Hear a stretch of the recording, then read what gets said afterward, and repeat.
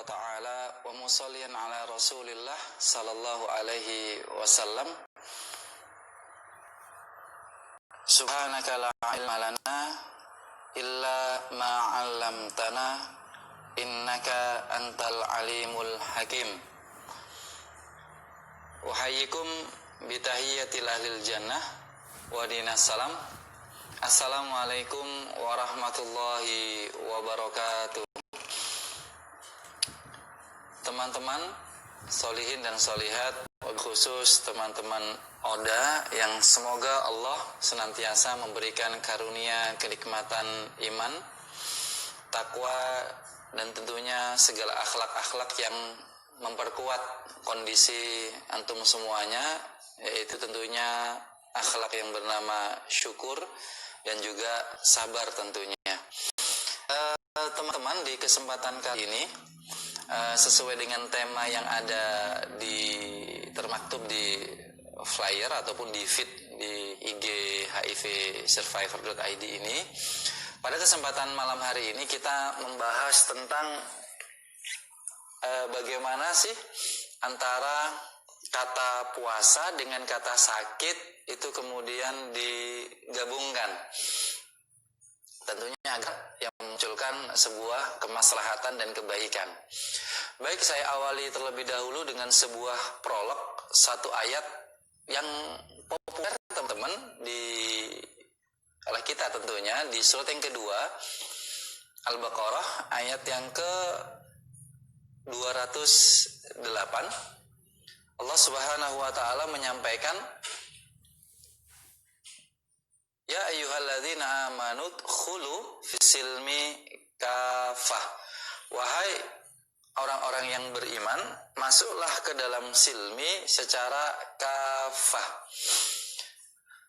Perlu kita fahami kata-kata masuklah ke dalam silmi, aturan-aturan dalam Islam ini secara menyeluruh.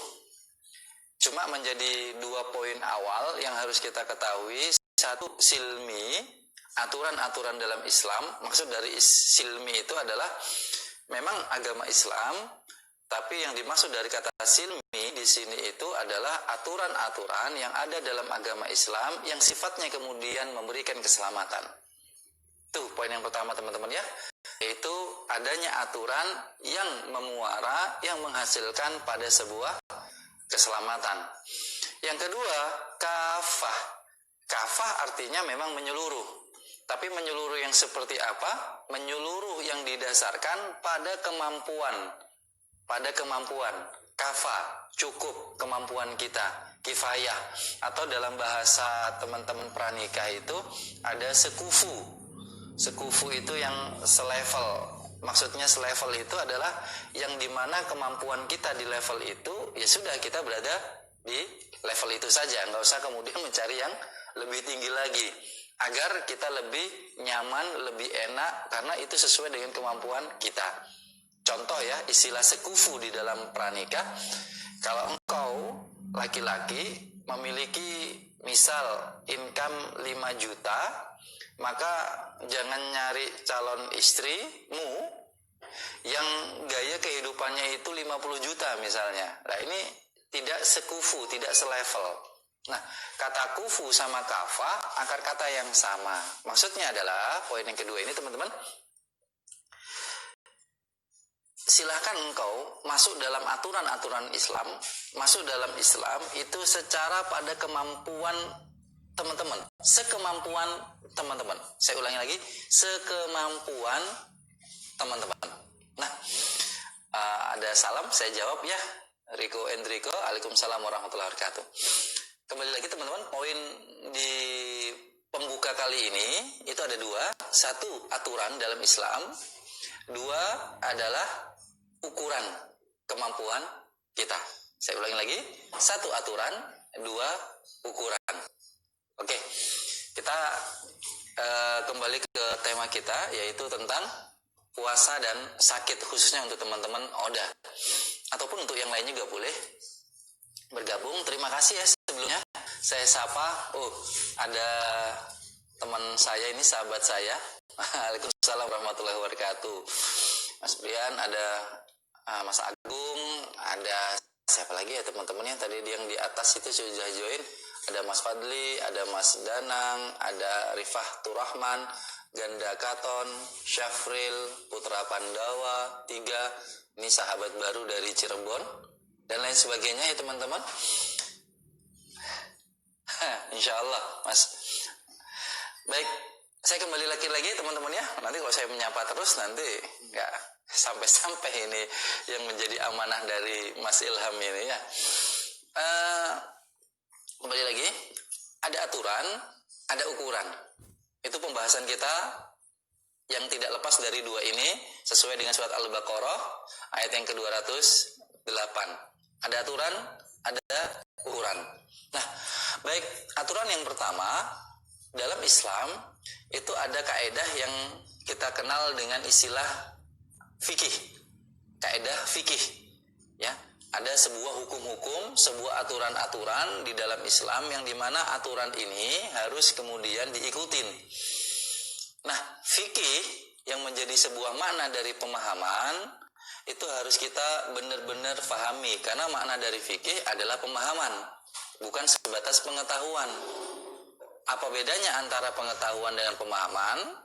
Kalau pengetahuan mungkin teman-teman ya sebatas penulis saja, sebatas informasi saja.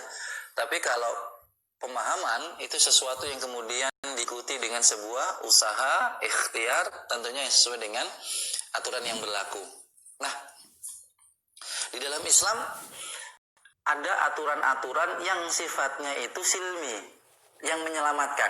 Saya ulangi lagi, aturan yang memberikan keselamatan kalau kita lakukan aturan itu. Itu secara keseluruhan teman-teman. Aturan Islam itu memberikan keselamatan. Tentunya keselamatan kalau tidak di dunia ataupun nanti di akhirat. Bahkan sampai aturan-aturan yang menurut logika kita itu adalah logika-logika yang menurut kita ya ekstrim, horor. Contohnya rajam, kemudian potong tangan. Mungkin menurut kita itu ekstrim. Tapi tentunya aturan ini tetap memberikan dampak kebaikan, keselamatan, khususnya nanti di akhirat tentunya. Nah, tapi itu bukan pembahasan kita. Ingin kami ikat di sini di poin yang pertama. Aturan Allah pasti memuara pada sebuah keselamatan. Itu yang disebut dengan silmi. Udkhulu fis silmi kafah.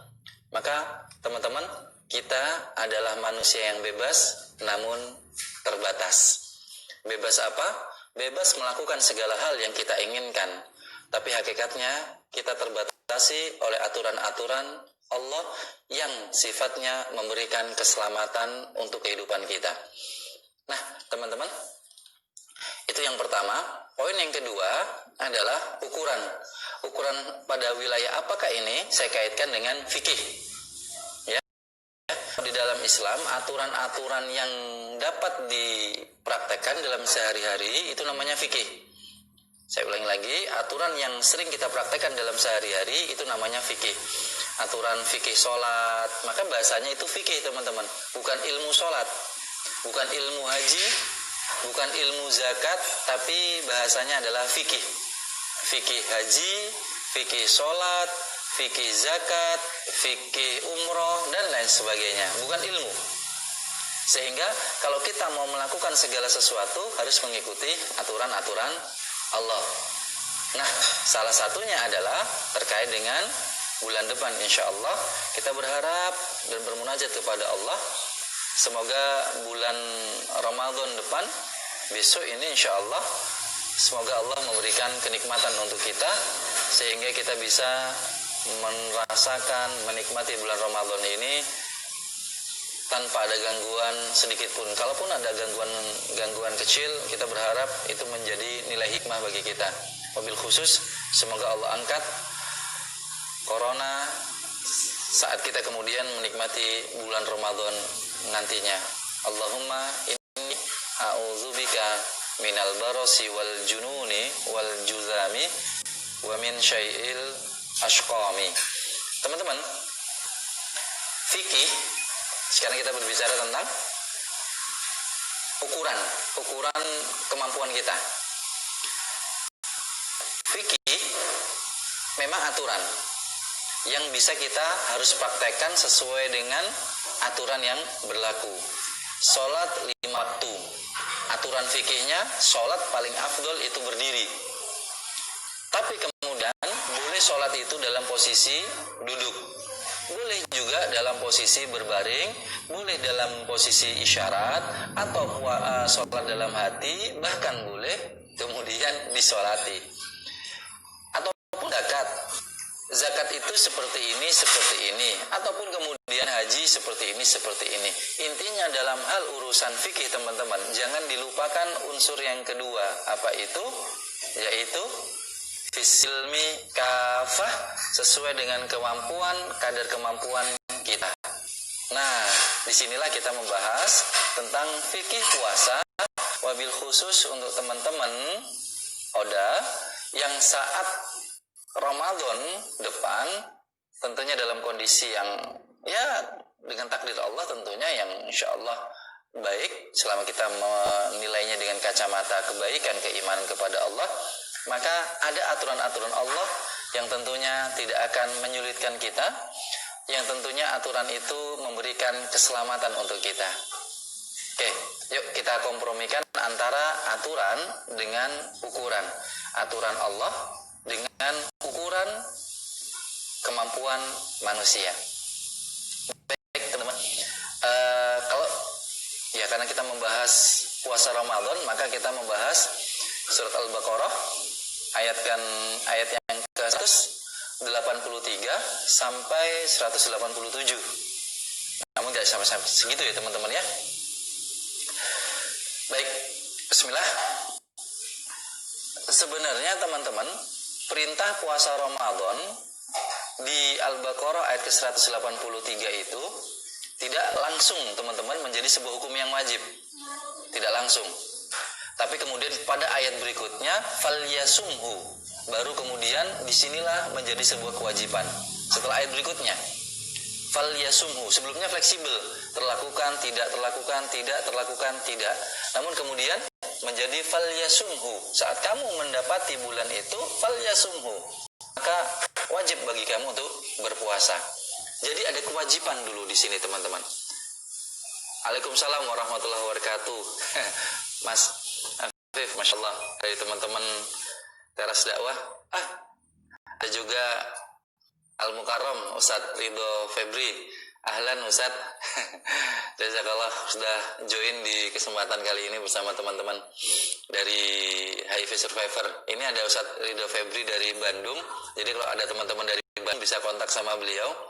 Beliau juga sama Mas Ilham juga sudah beranjang sana ke beberapa tempat tentunya. Oke, saya lanjutkan ya teman-teman. Jadi puasa Ramadan sebelumnya yang fleksibel, kemudian menjadi sebuah kewajiban. Nah, di sini teman-teman, poinnya adalah kata wajib. Saya ulangi lagi, poinnya adalah kata wajib. Kenapa kata wajib? Begini kisahnya. Pada kesempatan kali ini saya akan membacakan beberapa kondisi teman-teman Oda saat kemudian berhadapan dengan aturan-aturan Allah di bulan puasa untuk mempraktekkan puasa ini. Di antaranya ya, ada beberapa poin, di antaranya saya bacakan. Ini tentang kata wajib teman-teman, tentang kata wajib. Seperti ini. Beberapa teman-teman Oda itu potong kompas Ustadz. Langsung bayar fidyah, nggak pernah puasa sejak divonis. Nah ini gimana? Nah itu. Jadi ada kata-kata biasanya beberapa teman-teman Oda itu langsung potong kompas, maksudnya tidak ikut berpuasa Ramadan, hanya kemudian memilih langsung membayar fidyah saat dia itu kemudian divonis.